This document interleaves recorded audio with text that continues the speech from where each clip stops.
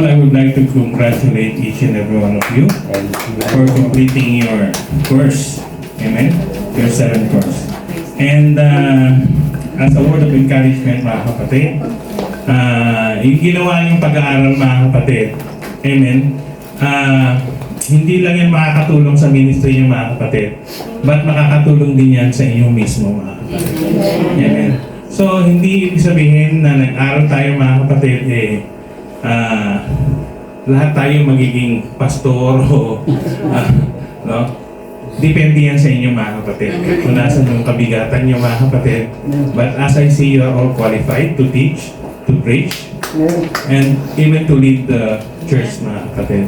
So, the only thing is your dedication and your commitment, mga kapatid. So, I encourage each and every one of you. This is not this is not the last stop, mga kapatid. Amen? This is only a beginning.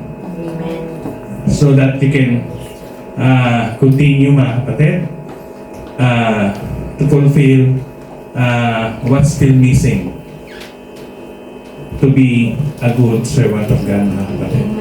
Amen? So, dapat, mga kapatid, natin yung commitment natin, mga kapatid. Hindi yung pag-time nyo lang, tsaka lang kayo magkatrabaho, gagawa, mga kapatid. Ang sabi ng Biblia, mga kapatid, whether in season or out of season, mga kapatid.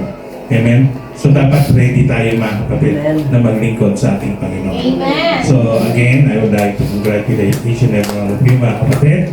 And I know God will move in you all. So magsipag tayo, mga kapatid, at patuloy na magsumikap, mga kapatid, at patuloy na magdagdag ng kaalaman sa salita ng ating Panginoon. So, puli ng Panginoon. God bless you.